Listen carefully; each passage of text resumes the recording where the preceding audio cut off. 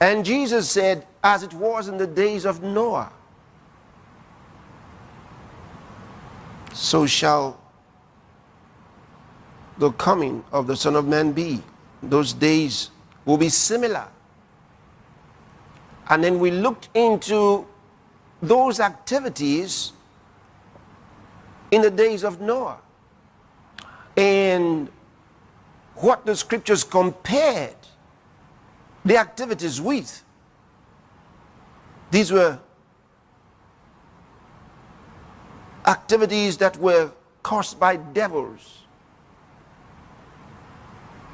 demons.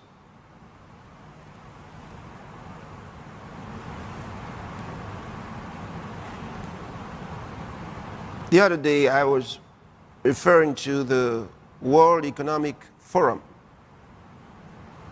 one of those groups spearheading, because sometimes the people who don't understand what's going on, one of those groups spearheading this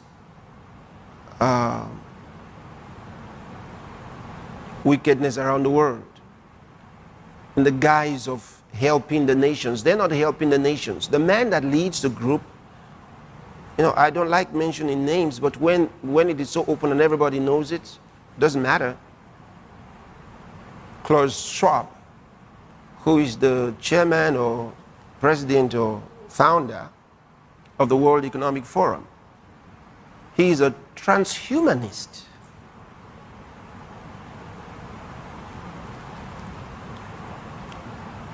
I've studied his materials, so I know what I'm talking about. He's a transhumanist.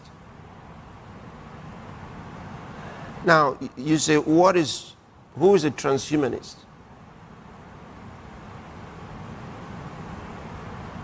Now, a transhumanist is someone who propagates the doctrine of transhumanism, which is the term that is given to human enhancement.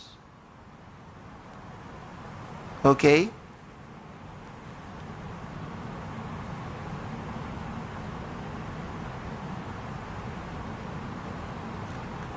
And this human enhancement is done through nano biotechnological processes.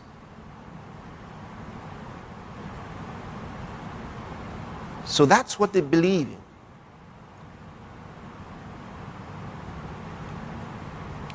And so they expect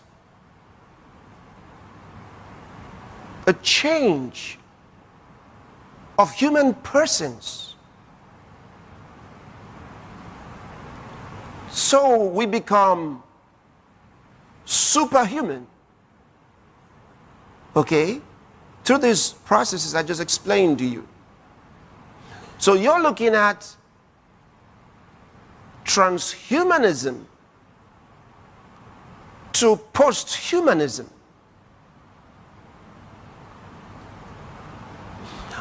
And here is where it gets really horrible.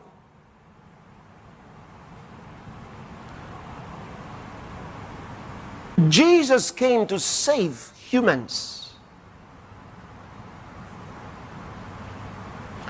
and to make them like himself.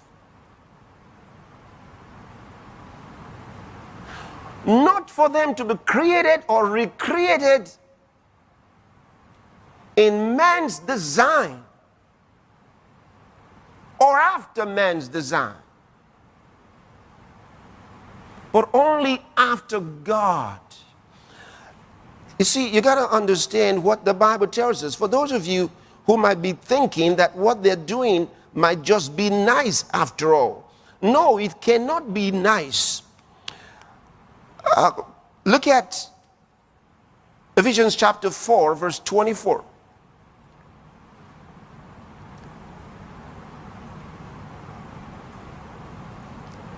I'd like to read it to you from verse 23 so you can tie this together. And be renewed in the spirit of your mind, and that you put on the new man, the new nature. When you're born again, you become a new person. If any man be in Christ, he's a new creature. Okay? So he says, wear that new nature. In other words, let that be the expression of your life. In that you put on the new man, which after God, you see that? After God is created in righteousness and true holiness. That means in the image of God. Let me read to you from the Amplified Translation. And put on the new nature, the regenerate self, created in God's image, godlike, in true righteousness and holiness. So the recreation of the human in Christ Jesus is in true righteousness and holiness. Now, how can unholy men reproduce such a person? They can't. So the transhumanism that you're looking at into posthumanism is a process for demonic manifestations around the world. You're not going to have a righteous person among them because there's no righteousness in the process.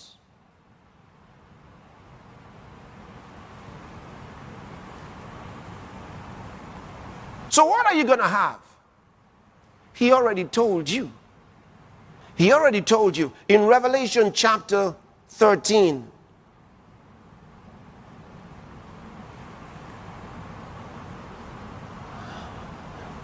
From verse 11. First, he'd already told us about the beast, the Antichrist. He goes on to tell us about another beast. Okay? In verse 11, and I beheld another beast coming up out of the earth, and he had two horns like a lamb, and he spake as a dragon. Two horns like a lamb, like a goat. See, I told you about that sign, that lamb sign. And he spake as a lamb, as a dragon, and he exercised all the power of the first beast before him, and caused the earth and them which dwell therein to worship the first beast, whose deadly wound was here. And he doeth great wonders, so that he maketh fire come down from heaven on the earth in the sight of men. Now, that heaven is not where God lives. It's not the abode of God and angels. No, he's talking about the heavenlies, okay? And deceiveth them that dwell on the earth by the means of those miracles which he had power to do in the sight of the beast, saying to them that dwell on the earth that they should make an image to the beast, which had the wound by a sword and did live. Think about this. He was doing supernatural things, extraordinary things. And this is what they're trying to get the world to believe. So when you become this post-human, this superhuman that they're trying to create, you do big things, you do mighty things. These are the promises. You're going to do extraordinary things. Okay? And so he demonstrates this before the beast. And then, look what he does here. Saying to them that dwell on the earth, that they should make an image to the beast, which had the wound by a sword and did live. The Antichrist. And he had power, verse 15, and he had power to give life unto the image of the beast, that the image of the beast should both speak and cause that as many as would not worship the image of the beast should be killed. And we're talking about worship here. We're talking about a world religion, a one world religion. And yesterday, I explained to you what's happening in Europe, the EU government leaders asking people to believe in science, which I find really crazy because only a few years ago, they were attacking belief. Why do you believe? And the age-old argument of many worldly scientists has been that science is fact and it's based on evidence. You don't have to believe. So why now are they asking you to believe in science? Proof positive, they are not practicing science right now. And this is true because they got no evidence. No evidence. It's not based on facts.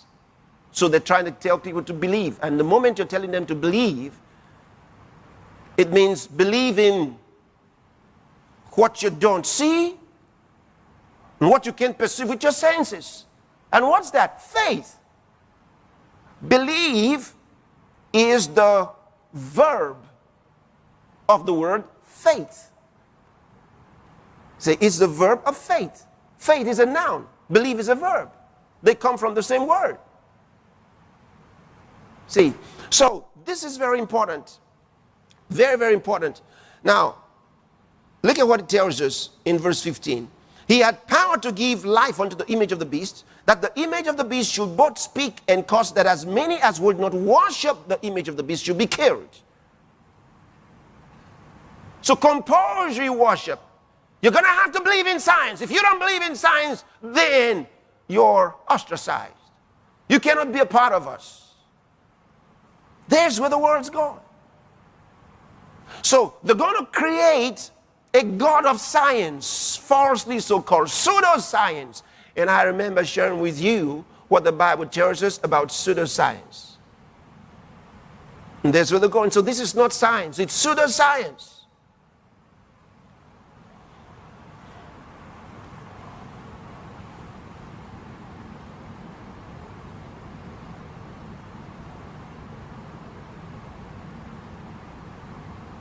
And you that might be thinking differently, why don't you do a study? Why don't you do a research?